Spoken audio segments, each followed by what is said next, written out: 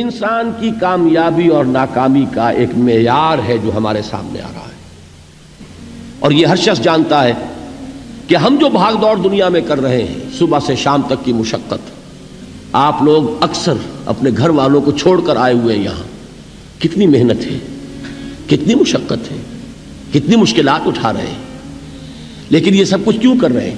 کامیابی کے حصول کے لیے۔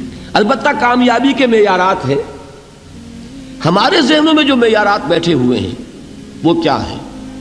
کامیابی پیسے سے ہے، کامیابی جائیداد سے ہے، کامیابی کاروبار سے ہے، کامیابی شہرت سے ہے، کامیابی اقتدار سے ہے۔ یہ معیارات ہیں۔ جو جتنا دولت مند اتنا کامیاب، جو جتنا مشہور اتنا کامیاب، جو جتنا پاپولر اتنا کامیاب، جو حکومت پر پہنچ گیا کامیاب، جس نے بڑا کاروبار جما لیا کامیاب، جس نے بہت جائیداد بنا لی کامیاب۔ یہی ہے اصل میں ساری بس کی گانٹھ۔ جو تصور کامیابی کا ہوگا اسی کے مطابق آپ کی بھاگ دوڑ ہوگی، اسی کے لیے جد و جہد ہوگی، اسی کے لیے توانائیاں صرف ہوں گی، اسی کے لیے دن رات کی مشقت ہوگی۔ یہ ہے اصل شے جس کی یہاں نفی ہو رہی ہے۔ کامیابی دولت سے نہیں، کامیابی شہرت سے نہیں، کامیابی اقتدار اور طاقت اور حکومت سے نہیں، بلکہ کامیابی ہے ایمان سے، عمل صالح سے، تواصی بالحق سے، تواصی بالصبر سے۔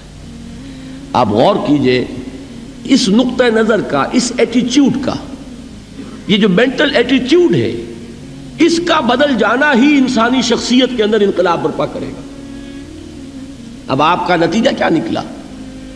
اگر تو دولت سے کامیابی ہوتی تو قارون بہت کامیاب تھا، اگر حکومت سے کامیابی ہوتی تو فرعون اور نمرود بہت کامیاب تھے۔ کامیابی ان سے نہیں ہے۔ کامیابی انسان دولت میں قارون کی دولت تک پہنچ جائے، اور دنیا میں دبدبہ اور اقتدار اور سلطنت اور حکومت کے اعتبار سے وہ نمرود اور فرعون کا مقام حاصل کر لے، وہ ناکام ہے، خائب ہے، خاسر ہے، برباد ہے۔ اور ابو ذر غفاری کامیاب ہیں، چاہے ان کے پاس کچھ نہیں تھا، جھونپڑی تک نہیں تھی، کوئی گھر نہیں تھا۔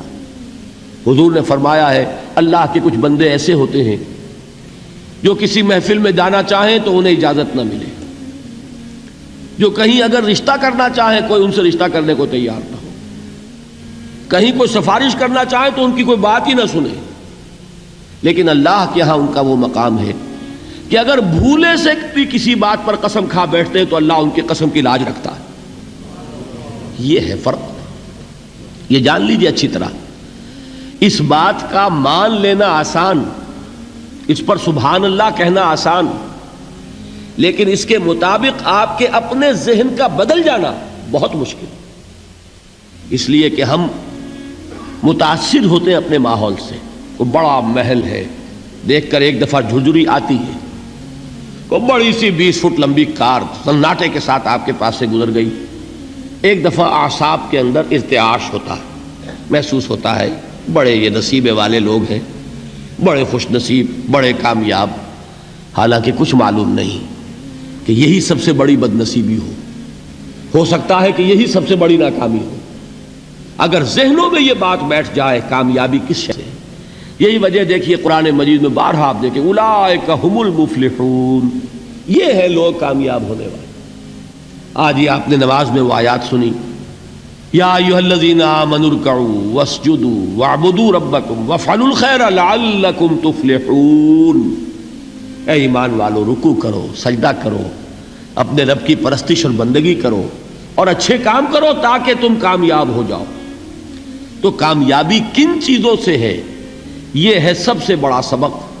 یہ ہمارے دل میں اگر بات بیٹھ جائے، ٹھک جائے، تو زندگی بدل جائے گی، صبح و شام بدل جائیں گے، نقشے بدل جائیں گے، بھاگ دوڑ کا رنگ بدل جائے گا، ویلیو سٹرکچر بدل جائے گا۔ آج وہ ایک چیز نہایت اہم نظر آ رہی ہے، کل نہایت غیر اہم نظر آئے گی۔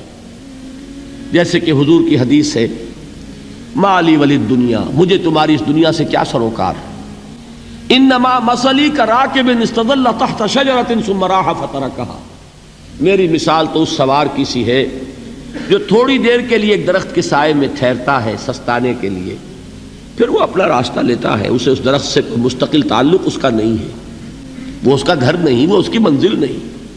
اسی طرح یہ دنیا میرا گھر نہیں ہے۔ اب دیکھیے ہم کہتے ہیں انا للہ و انا الیہ راجعون، ہم تو مسافر ہیں، ہم اللہ کے پاس سے آئے، اللہ کی طرف ہمیں لوٹ جانا ہے۔ کن فی الدنیا کانک غریب و عابر سبیل، حضور فرماتے ہیں دنیا میں ایسے رہو جیسے کہ تم اجنبی ہو یا راہ چلتے مسافر۔ لیکن یہ طرز عمل کب ہوگا؟